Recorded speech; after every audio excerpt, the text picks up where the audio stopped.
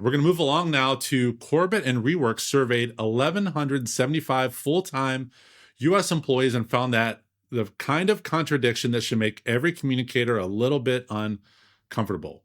Half of employees say the volume of communications they're getting is quote unquote about right, but also 44% feel overwhelmed. You would think those two things can't be true, but unless what's happening is that employees have gotten so good at filtering out messages that they're no longer registering the volume, which is not a win. 89% say they're only moderately confident that they're not missing important updates. The trust data is also worth going into. 73% of workers say who a message comes from is the most important factor in deciding whether to trust it.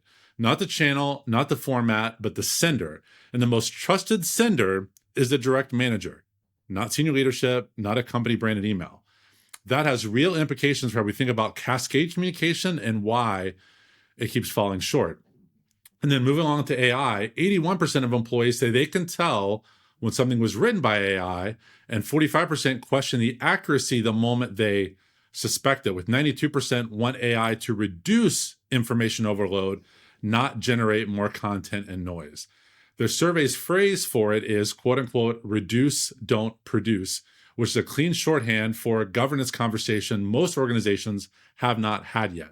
Also buried in the data, if employees found out an AI-drafted message on a sensitive topic wasn't disclosed as such, trust collapses immediately.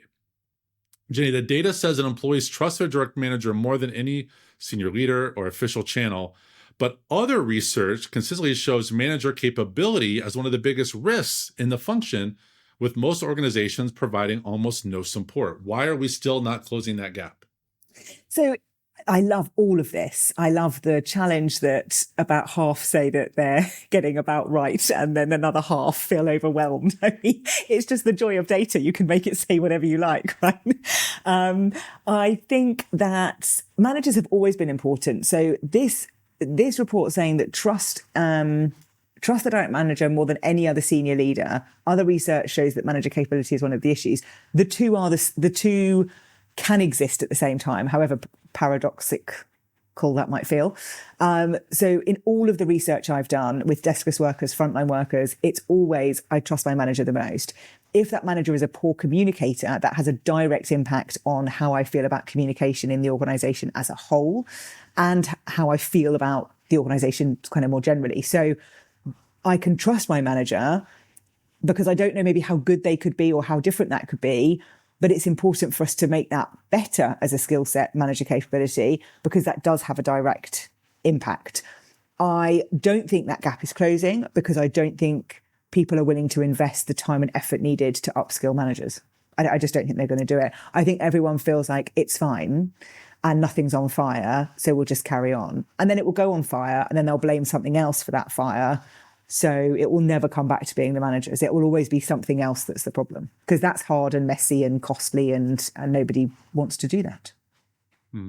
I should have mentioned this too. So as through Ecology, I got to advise them on the results of this and start to dissect it and look at some of the trends, look at some of the figures. And one of the things that it happens rarely, Jenny, but I do love being proven wrong from time to time. It's not often. This is why I enjoy it. Is I remember a decade ago or however long ago when people say like, oh, my manager is my most trusted person. I never believed that. And I think I said, I think they say that because that's the only person they actually hear from is their manager. So who else are they going to trust? But I think this just shows that that is such a key channel. So how we empower and equip managers with information and skills is absolutely critical. And the other part that I find a bit comical and troubling is this, that 81% of employees say they can tell when something was written by AI. They think they can tell when something was written by AI, because I saw this video where this guy put paragraphs of Mary Shelley's Frankenstein into an AI tool, and it said with 100% certainty it was written by AI, which I don't know if there's time travel involved or what, but I'm guessing that so we don't know all the time. We really don't know.